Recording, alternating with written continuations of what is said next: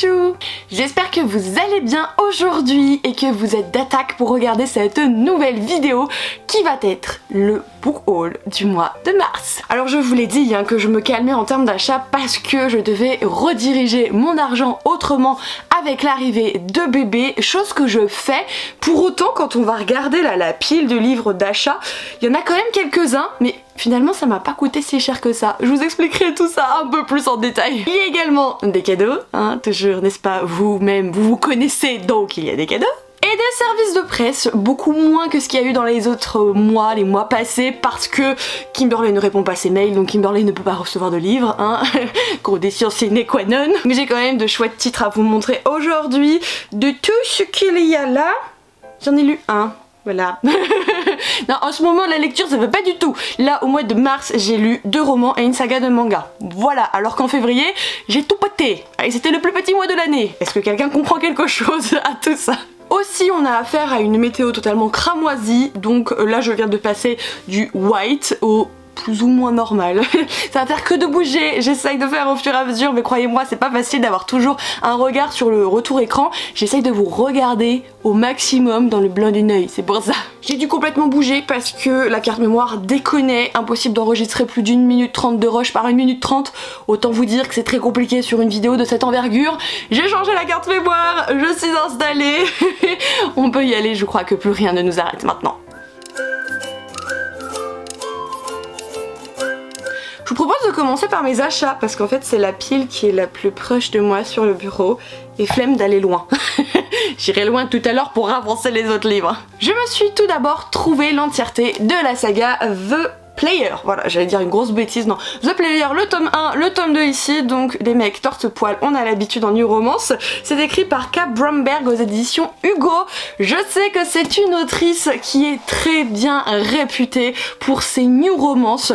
Je ne l'ai encore jamais lu, je crois que j'ai un titre d'elle. Non, sans déconner, je vais en avoir un caché quelque part, il faut me croire parce que je sais pas où il est. Et comme vous pouvez le constater, je les ai payés 5 € unité, donc 10 € de livre neuf, il est neuf aussi celui-ci. Je ne me fais jamais prier quand je trouve ce genre de new romance dans la petite boutique près de chez moi. J'ai pas plus fricoté avec le résumé que ça, à vrai dire, parce qu'en fait j'ai juste vu que ça a un rapport avec le sport. Et j'adore le sport dans les new romances, même dans la vie en général, même si actuellement je suis dans l'incapacité de faire du sport, vous doutez bien. Ici je sais simplement qu'on a faire un joueur de baseball. Bon, je suis toujours pas rassasiée parce que moi je veux du basketball. Le baseball c'est bien, le hockey c'est bien, le foot, comment on appelle ça? Le football américain c'est bien aussi. Et moi je veux du basket crotte quoi. Donc si un jour vous voyez des romances comme ça avec du basket, s'il vous plaît, pensez à moi. Dans la catégorie je dois payer mon livre alors que j'aurais pu le recevoir en service presse mais je suis un boulet, je vous présente du coup La Reine des Ombres de Tricia Levenseller aux éditions Hugo. C'est le premier titre de leur nouvelle collection Stardust qui promet franchement du très lourd. Il y a notamment, je vous l'ai dit, dans les grosses sorties qui arrivent dans l'année, Girl Serpent Form qui va arriver chez eux au mois de juin de tête je crois. Simplement ici on a donc affaire à Alessandra qui souhaite renverser le roi actuel, le roi des ombres, pour justement récupérer son royaume. Donc le plus simple pour elle c'est de l'épouser, de le tuer, récupérer son royaume, enfin son plan est super bien ficelé. Sauf qu'évidemment les choses ne se passent jamais comme prévu et c'est ce que nous propose ici l'autrice au travers de ce roman. Alors j'avoue que les retours que j'ai lus jusqu'à présent, c'est pas la folie. C'est vrai, c'est pas la folie. Il y a des petits éléments qui manquent, c'est assez cliché, etc. Bon, le côté cliché, moi ça me gêne pas du tout. Le côté, il manque des éléments, il manque d'approfondissement, bah c'est toujours le risque en fait avec un one shot, mais il est là, je l'ai acheté à plein pot, donc je vais quand même le lire et me faire mon propre avis bien sûr. J'ai trouvé d'occasion ce roman-ci, c'est un tome 2 et je n'ai pas lu le tome 1, mais bref, à 1,50 €, je le prends. Il s'agit du parfum de Katsu, le tome 2 c'est Le courage de l'hirondelle de Claire Volange aux éditions Nouvelle Plume. J'ai réussi. Si je dis pas de boulettos, je crois que c'est une histoire d'amour dans la Chine ancestrale, Japon ancestral, un des deux. Si je me souviens plus exactement, j'avais eu le tome 1 il y a un petit moment j'avoue, et là j'ai croisé le tome 2, je vous ai dit à 1,50 €, enfin j'allais pas le laisser. Je ne sais pas si je vais aimer le tome 1, mais à ce prix là, sincèrement ça m'engage à pas grand chose, et comme c'est un tome 2, un résumé de tome 2, je ne peux pas vous en dire plus. Ensuite, j'ai fait un petit tour sur Vinted, voilà, ça m'arrive de temps en temps, soit j'ai mes périodes où je ne vais pas du tout sur Vinted, j'achète rien, ou j'ai des périodes où je dévalise tout. Bon, en ce moment je déréalise pas mal, mais c'est pas tant pour moi, c'est pour notre fille, donc ça passe mieux. Mais je me suis trouvée de manière totalement hasardeuse le tome 3 de Lady Helen de Alison Goodman aux éditions Gallimard Jeunesse. C'est le dernier tome de cette trilogie, c'était le seul qui manquait à ma collection pour que la saga soit complète, donc je suis trop heureuse. J'ai plus d'excuses là pour le défoncer parce qu'en fait j'ai adoré le tome 1, je l'ai lu à Noël 2000, on est quoi? Bah 2019. Je crois que c'est ça. Ça commence à remonter beaucoup, c'est pas bien. Je veux la finir, vous savez que j'ai un objectif de finir des sagas au maximum cette année. Celle-ci j'aimerais beaucoup, d'autant plus quand on adore le tome 1, c'est ridicule de pas se jeter sur la suite. Beaucoup parce qu'en fait il y a écrit sur la 4ème de couve entre la romance à la Jane Austen et fantasy noire. En fait c'est carrément ça, dans la mesure où on évolue à une époque, ça doit être autour du 19e ou 18e siècle, et à cette époque-ci, les jeunes demoiselles, vous savez, elles avaient tout un cérémonial, tout un système de présentation à la cour, etc. pour trouver un parti, se marier, fonder une famille, enfin voilà, c'était l'époque où on devait être toute belle, toute jolie, toute pimpante pour pouvoir trouver un époux durant une saison. Ou plusieurs si jamais la première n'a pas été fructueuse. Sauf qu'ici notre chère Lady Helen, outre le fait d'être orpheline, elle a un certain donc à d'autres personnages aussi, c'est de voir à travers un certain voile qui fait qu'elle ne voit pas que des êtres humains finalement, il y a d'autres petites choses qui se baladent dans notre monde et le but de ces personnes en fait c'est de les exterminer pour justement protéger la population humaine. Donc se dire qu'on n'est pas normal, c'est déjà compliqué, se dire qu'on a une mission, c'est très compliqué, que notre vie est en danger encore plus, mais le pire, c'est qu'à cette époque, une jeune demoiselle ne pouvait pas finalement s'absenter comme ça en deux-deux pour aller combattre les démons, vous voyez ce que je veux dire?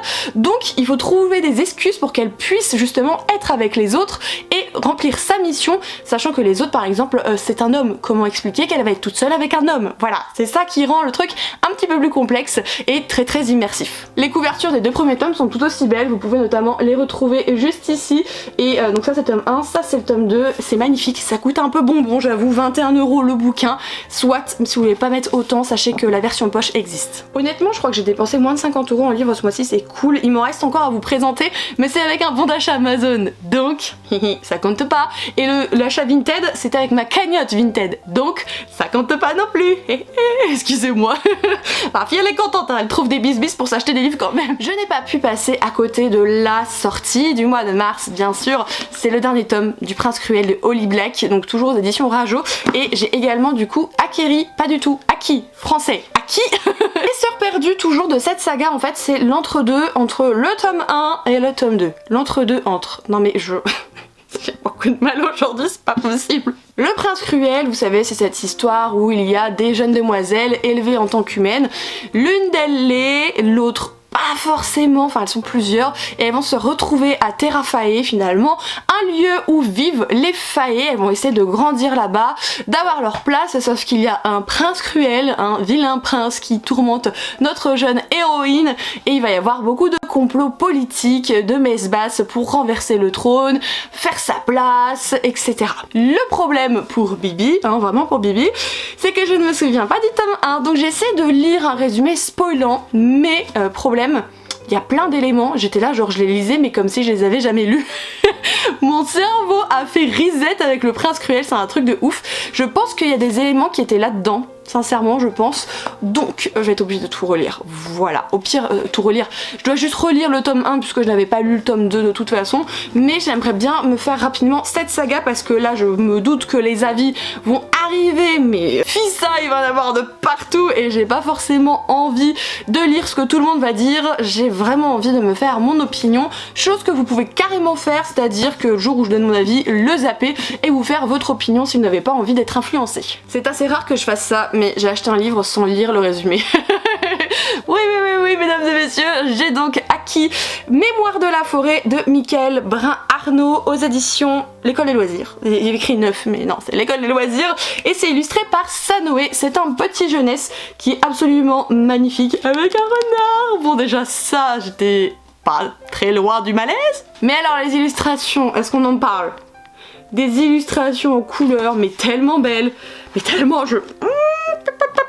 oh c'est trop mignon. Ça vous voyez, c'est le genre de livre où moi je vais m'éclater à le lire, et d'ici bon, quelques années, soit je pourrais le prêter à ma fille parce que c'est carrément le genre de livre où un enfant aime s'y retrouver. C'est écrit quand même assez gros, vous avez des illustrations qui vous permettent vraiment d'imager ce que vous êtes en train de lire, et pour les premières lectures des enfants, je trouve ça vraiment sympa. Enfin, première lecture, tout est relatif, je vais pas lui donner ça quand elle aura 4 ans non plus, vous imaginez bien. Dernière petite information, l'auteur de ce roman n'est nul autre que la personne qui possède le Renard Café sur Paris, une librairie, non, le Renard Doré c'est la librairie, le Renard Café c'est là on graille. Enfin bref, il possède en fait le Renard Café et le Renard Doré sur Paris. C'est une librairie spécialisée en manga où vous avez l'autre endroit où vous pouvez grailler des petites choses hyper sympas et très côté accès asiatique, c'est hyper bon. Bon, je vais arrêter de finir à poil, moi c'est pas possible, j'ai la ceinture qui tient pas parce que le bidou est trop gros. Non mais rien que là, les vêtements que je porte, je l'ai jamais vu de ma vie, il est trop brillant, trop scintillant. Mais mon bidou il rentre plus dans grand chose, donc on trouve ce qu'on peut et on le porte. J'ai fini mes achats. Non mais en vrai, s'il faut faire les totos... Attendez, je vais compter. Alors ça non, ça non, ça non, ça c'est cagnotte Vinted non, ça c'est 1,50€. Si c'est combien? Ouh, c'est cher. Donc ça fait 20€. 30€. J'ai dépensé 30€ en livres. D'habitude, non mais 30 balles en livres, c'est rien. C'est rien par rapport à ce que je fais. Mais avec 30€, j'ai quand même eu moult bouquins. Mais franchement, je suis contente. Et je dis ça, mais c'est sans compter sur tous vos présents aussi, parce que ils ne me coûtent rien, ils vous coûtent des sous à vous, bande de vilains, et il y en a toujours beaucoup tous les mois. Donc on va passer, vous l'avez compris, à la catégorie de vos cadeaux. Il y en a des tellement chouettes, enfin ils sont tous chouettes, c'est pas ça le souci, mais j'ai très envie de les lire, alors qu'aujourd'hui j'ai pas le temps de lire du tout, mais j'ai envie de les lire. Est-ce que quelqu'un peut me donner un petit peu de son temps, s'il vous plaît? Quoique vous en avez peut-être besoin aussi. Enfin bref, on va s'organiser entre nous. Celui-ci, attendez, je me punch pour l'attraper. Je vais pas franchement vous en parler dans cette vidéo parce que ça arrivera dans le prochain update lecture quand il arrivera. Vous avez compris que j'ai pas beaucoup lu. Il s'agit du nouveau, aïe mon pauvre petit. Du nouveau Wish Fab, je vous disais donc, à savoir Galante aux éditions Lumen. Encore une fois, j'aurais pu me l'acheter, quoique j'aurais pu le recevoir par la maison d'édition. Mais j'ai oublié de répondre au mail. Vous avez compris cette chanson avec moi, ce refrain même. Et du coup, ne voulant pas dépenser des sous dans les livres, je ne l'ai pas acheté au magasin, je voulais l'acheter en bon d'achat sur Amazon, il n'y en avait plus. Du coup, j'étais en mode et mon chéri est arrivé, viens on va te l'acheter. Enfin bref, il est là, mon chéri veut l'acheter. Je vous en ai déjà parlé dans pas mal de vidéos. En plus, le dernier vlog est consacré à la lecture de ce roman, donc je ne reviendrai pas ici, en tout cas dessus, mais n'hésitez pas à aller voir la vidéo en question parce que c'est une lecture vraiment que je vous conseille. Vous savez quoi? On va finir à poil, c'est pas grave parce que là, la ceinture, elle est en train de me rendre chèvre. Il y a trop de pression à cause du bidou, elle ne tient pas. Voilà. Ciao. Je continue avec un cadeau que m'a offert du coup Tinou. C'est l'un des rares abonnés homme présent et actif sur la chaîne. Il a donc craqué sur Skinner, peut-être Skinner Love, de Chloé Smith et Juliette Pearce aux éditions Black Ink. Black Ink, ils font beaucoup de romances notamment, et Juliette Pearce, je vous ai parlé d'elle il y a pas longtemps puisqu'elle a écrit aussi une saga plutôt imaginaire aux éditions Bookmark. Et ici, la romance concerne un personnage âgé de 16 ans, je tiens à le préciser parce que ça peut être déroutant, qui en fait se retrouve orpheline une fois que son beau-père a tué sa maman. Et elle va se retrouver sous la tutelle, la garde d'un mec qu'elle ne connaît pas du tout, un espèce de geôlier finalement pour elle. Personne n'a pensé qu'en la laissant avec cet homme, c'est lui qui allait être un danger pour elle, puisque l'objectif c'est qu'il la protège finalement, mais personne n'a réalisé que ça allait être peut-être lui le danger pour elle et qu'il n'y aurait pas une petite romance qui pointerait le bout de son nez. Voilà pour ça. C'est écrit tout petit par contre, je sais pas si c'est normal chez Black Ink, mais bordel. Non mais c'est vraiment écrit tout petit, parce que vous allez vous en rendre compte. Vous voyez, ça c'est une page, enfin ça me paraît tout petit. Maman, bah c'est pas grave, hein, je vais le lire avec beaucoup de plaisir malgré tout, c'est pas le souci. Mais voilà, pour ça. Je risque de le dire 20 fois, donc je vais essayer de le dire qu'une fois, mais merci à tous pour tous vos présents, c'est vraiment super adorable, ça me touche toujours beaucoup. Je suis toujours guéguette quand je les reçois et ça me réchauffe le cœur, vous êtes des amours, merci beaucoup. Je continue donc avec Audrey qui a gentiment résolu mon problème de tome, c'est-à-dire qu'elle m'a offert Viens on s'aime de Morgane Moncomble aux éditions Hugo.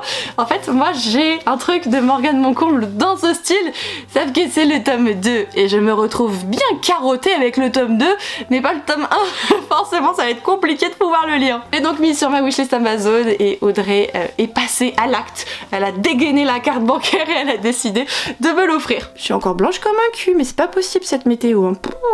Est-ce que j'ai véritablement lu le résumé à une époque? Oui. Maintenant non. Morgane Moncomble. Voilà, je cours. Autant que possible, je cours. C'est aussi simple que ça. Donc j'ai hâte de découvrir cette duologie de l'autrice. J'ai lu d'elle Nos âmes tourmentées, j'ai lu d'elle également L'As de cœur, voilà. Et pour le moment c'est tout, mais je vais pouvoir m'attaquer à cette saga qui est extrêmement bien notée qui plus est. On va couper un petit peu là cet élan de romance avec un titre plus imaginaire, une nouvelle saga aux éditions Bookmark. J'ai donc nommé L'étrangère, la princesse étrangère, c'est dans l'autre sens. Signé par Virginie Decamps, le tout, comme je vous ai dit, aux éditions Bookmark dans la collection dite Infinity. Ça c'est ma petite Lady Za, voilà, qui a complètement craqué son slip ces derniers temps vis-à-vis de moi. Alors je ne sais pas ce qu'elle a fait pour elle, mais avec moi, elle a complètement pété son string. Et celui-ci pareil, je vous en ai parlé je sais pas combien de fois sur la chaîne, donc je vous laisserai checker un peu les dernières vidéos, la dernière vidéo notamment les nouvelles sorties littéraires etc. Enfin j'en ai parlé au moins 3 fois sur la chaîne, au bout d'un moment les résumés ça va bien 2 secondes, sachant qu'en plus je vais en refaire un quand je le lirai et que je le chroniquerai, donc ne m'affligez pas ça non plus. Dans le pire des cas, si vous avez la flemme d'aller voir les autres vidéos, vous avez tous les livres listés en barre d'infos avec des liens et vous pouvez y retrouver notamment le résumé, ce sera beaucoup plus facile pour vous. Le dernier roman vous l'avez vu dans mon dernier reading vlog si vous êtes à jour, il s'agit de celui-ci, à savoir le premier tome de Witch and God de Livingstone aux éditions BMR. D'ailleurs j'ai un souci à chaque fois que je veux le dire, je suis obligée de réfléchir, mon cerveau il veut dire Witch and Dog. Ça serait pas du tout la même histoire je pense. Tout d'abord ici, c'est ma petite choupette qui a craquage son slipinge, je vous montrerai également son deuxième craquage juste après, n'est-ce pas? Parce que non, pourquoi faire les choses à moitié, c'est trop obsolète. Ici, on a affaire à un arrangement entre les sorcières et les dieux, simplement parce qu'ils se font la guéguerre depuis très longtemps, et pour qu'il y ait une trêve, la plupart du temps, ça fonctionne avec un mariage entre les deux camps. C'est donc la sœur de notre héroïne qui est désignée, sachant que notre héroïne est une sorcière mais qui n'a pas de pouvoir, et le dieu désigné, c'est le petit-fils de Zeus, le dieu de la terreur. Donc pour Ella, notre fameuse jeune sorcière, c'est pas possible que sa sœur elle épouse un énergumène comme ça quoi, vous comprenez un peu, enfin moi je verrais mes sœurs avec ça mais jamais de la vie c'est pas possible. Sauf que lui en mode gros capricieux, petit-fils de Zeus chéri, il va faire son gros kéké et il va demander à ce que ce soit Ella et personne d'autre. Donc Ella va se retrouver un petit peu le cul entre deux chaises vis-à-vis de cette situation. Franchement ça a l'air hyper intéressant, je crois que le tome 2 est déjà sorti. Il me semble que le tome 2 est déjà sorti et j'ai vu sur Amazon que le tome 3 était prévu pour la fin d'année 2022 et il y a le tome 4 aussi, par contre j'ai pas la date en tête pour le tome 4 je vous avoue. Mais bon moi et la mythologie, hein, tout ça, vous connaissez les bails Commendation Legends. Elle m'a fait dit ça, mais je me tue des fois parce que j'ai ma petite soeur à la maison pendant 15 jours et du coup bah, elle parle comme une Jones de 18 ans et moi je suis une presque vieille si on peut dire ça comme ça par rapport à elle, donc quand je l'entends parler ça me met sur le cul sincèrement des fois et après il y a des mots qui s'ancrent dans mon cerveau comme ça et qui sortent, voilà, donc du coup ils sortent comme ça, je comprends pas pourquoi et après je me sens toute bête. Faut que je chope le dernier, attendez est-ce qu'il est bien caché, il est où? Il est là. Cette chose qui pèse le poids d'un âne mort et pour toute la famille grosso modo puisque Choupette a décidé de nous offrir ce truc magnifique. C'est Histoire de princesse. Il y a donc plusieurs contes de princesse, je vous jure ça fait mal par contre, un coup de livre comme ça on le sent passer. Je vous disais qu'il y a donc plusieurs histoires de princesses, Blanche-Neige, Cendrillon, La Petite Sirène, La Belle et la Bête, Pocahontas, Réponse, La Belle au Bois dormant, Rebelle, Mulan et La Princesse et la Grenouille. C'est hyper chouette et l'objectif c'est pouvoir de lire les petites histoires à notre fille, papa, maman, bon même si dans notre famille on rigole tous parce que on est persuadé que c'est maman qui lira à notre fille, j'allais dire son prénom. Non on attend encore un peu quand même qu'elle soit parmi nous parce que monsieur est en portugais et il est né au Portugal, il est arrivé en France bien plus tard. Bon, outre son accent, ça c'est pas gênant, quand il lit le français, c'est compliqué. L'articulation, ou des fois il va sauter des mots, ou quand il écrit par exemple, il me dit, je sais pas, il a écrit je suis une bombe, admettons, je sais pas pourquoi, et en fait il va écrire je suis bombe, et il va le lire je suis une bombe. Je dis non mais t'es pas possible, enfin, t'as oublié un mot, tu me le dis à l'oral et tu le mets pas là en fait. Donc c'est toujours très fun pour lui quand il doit écrire ou lire. Donc il y a moyen que ce soit maman qui le fasse, papa il sera peut-être à côté, je ne sais pas, mais voilà, c'était le petit message de jour. Je suis trop contente et je vais vous le montrer parce qu'il est quand même absolument sublime. Donc là vous avez l'écran, là vous avez le bouquin et quelques images. Oh maléfique, bon choix, bon choix, bon choix, bon choix. Voilà, vous avez des grandes illustrations comme ça pour justement ravir notre fille lors de ces histoires. Je sais que j'avais dit que je redirais pas, mais merci quand même à tout le monde pour ces super livres qui sont arrivés à la maison, c'est vraiment adorable. Il ne nous reste donc plus que les services de presse et ça va aller relativement vite, sachant qu'il y en a deux que je vous présente pas parce que j'en ai marre entre guillemets que les maisons d'édition envoient des SP comme ça quand on les demande pas et que ça nous intéresse pas du tout, on se retrouve là un peu coincé. On fait quoi? Si on en parle, bah c'est bien pour eux, mais finalement on l'a pas demandé, alors pourquoi? Alors je mets des gros guillemets, hein, pourquoi prendre la peine d'en parler quand c'est pas quelque chose qu'on a souhaité? Ça nous fait du travail en plus, ça dépend pour les personnes, il y en a pour qui c'est juste la passion, il y en a c'est du travail. Moi c'est un petit peu des deux, je vous avoue, donc forcément c'est un peu facile ce genre de choses, vous voyez ce que je veux dire? Et donc du coup j'ai décidé de ne pas présenter les livres que je reçois mais que je n'ai pas demandé. Par contre, quand ça arrive mais qu'il me plaît, bah je vais vous le présenter comme c'est arrivé pour l'un des livres que je tiens. Bon, deux livres en réalité que je tiens. Tout d'abord de la part des éditions j'ai reçu un roman qui va arriver début mai en poche dans la maison d'édition. C'est donc La 9e maison de Leigh Bardugo. Il faut savoir que le tome 2 a été annoncé, là il y a une cover reveal, il y a quoi? Hier je crois, concernant le tome 2 en format broché, tout du moins qui sera aussi un toc-toc chez Desaxis, avec une couverture qui fait un peu froid dans le dos, elle est grise et il y a un espèce de lapin à moitié mort dessus. J'aime beaucoup l'ambiance qui s'en dégage, même si à la base c'est pas quelque chose avec lequel je suis d'accord, mais l'ambiance qui se dégage de la couverture me plaît beaucoup et vous pourrez, si vous le souhaitez, justement vous ruer sur le tome 1 en poche si vous voulez pas mettre trop cher dans les livres, chose que je comprends entièrement. Dans la catégorie comme celui-là d'avant, je n'ai pas demandé le livre mais je souhaite quand même vous en parler parce que ça me plaît, ça m'intéresse.